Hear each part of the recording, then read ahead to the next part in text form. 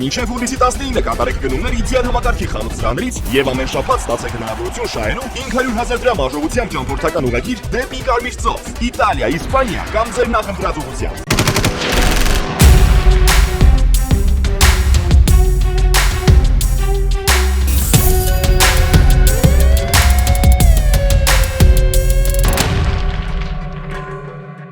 Հակակոռուպցիոն դատարանում ֆինանսների նախկին նախարար Պետնախի նախագահ Գագիկ Խաչատրյանի որդու եւ եղբորորդու Արտյոմ եւ Արամ Խաչատրյանների վերաբերյալ քննվող քրեական գործով դատարանը բավարարել է դատախազի ներկայացրած միջնորդությունները։ Վերջիններից նկատմամբ որպես խափանման միջոց է կիրառվել կալանքը, իսկ նրանց նկատմամբ կիրառված 200 միլիոն դրամ գրավը կդառնա պետության եկամուտ։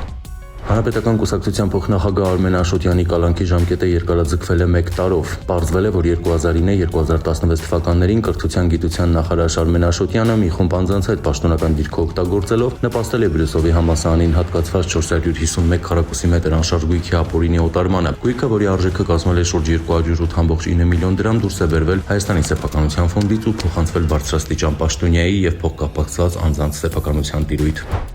Քննչական կոմիտեում փաստական տվյալներ են ձեռք բերվել այն մասին, որ Էդիկ Մալոյանը հանդիսանալով Պաշտպանության նախարարության Էնզորամասի հրամանատար կոչումով գնդապետ, չունենալով պետական գաղտնիք պարունակող համապատասխան տեղեկությանը ծանոթանալու իրավունք, Պաշտպանության նախարարության Էնզորամասի գաղտնիության ռեժիմի գծով սպա պետական գաղտնիք պարունակող տեղեկությանը ծանոթանալու իրավունք ունեցող Ռոմեն Ջավադյանին դրդել է հրապարակել պետական գաղտնիք պարունակող տեղեկություն, այնուհետև հրապարակել է իր կողմից ապօրինի եղանակով ձեռք բերված հիշալ պետական գաղտնիք պարունակող տեղեկությունը, նա ձերբակալվել է, ապա դատարանի որոշմամբ կալանավորվել։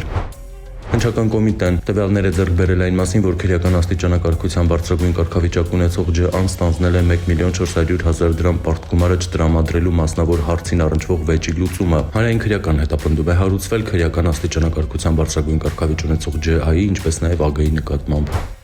Հուլիսի 1-ին Ակնալիջ գյուղում իրավապանները հայտնաբերել են նույն գյուղի բնակիչ 44-ամյա տղամարդուն, որը այս տարվա մայիսի 21-ից հետախուզվում էր իրացնելու նպատակով առանձնապես խոշոր չափերով թմրամիջոցների ապօրինի շրջանառության մեղադրանքով բաժի կրումից խուսափելու համար։ Խափանման միջոցը կալանք։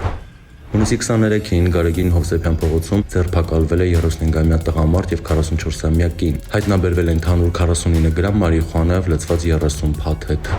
Հունիսի 26-ին տեղեկություն է ստացվել, որ Էջմիածնի Պրոշյան փողոցի բնակիչ 59-ամյա մի տղամարդ ապօրինի աճեցնում է կանեփ։ Տղամարդու բակում իրավապանները հայտնաբերել են մշակված կանեփի 107 թուփ։ Հունիսի 29-ին 59-ամյա տղամարդը ներկայացրել է մարիխուանայի նմանվող զանգվածով 3 փաթեթ, որոնց ընդհանուր քաշը ավելի քան 70 գրամ է։ Հուլիսի 1-ին Գյումրիի ավտոճանապարհին բախվել են Volkswagen եւ Chevrolet մակնիշի ավտոմեքենաները, ապա երբ վարորդները եւ ուղևորները իջել են ավտոմեքենաներից, Saturn մակնիշի ավտոմեքենան վրայերթի է ենթարկել Chevrolet մակնիշի ավտոմեքենայի վարորդին եւ ուղևորին, 1 հոգի տեղում մահացել է, եւս 1 հոգի տեղափոխվել հիվանդանոց։ Հուլիսի 2-ին Սևան քաղաքի Շահումյան փողոցում 45-ամյա Արկադին իր վարած Mercedes մակնիշի ավտոմեքենայով վրայերթի է ենթարկել հետիոտն Գեղարքունիքի մարզի բնակիչ 79-ամյա Արմիկին։ Վարորդը փախուստի չի դիմել, ահազանգել է շտապօգնություն, վիրավոր տեղափոխվել է հիվանդանոց։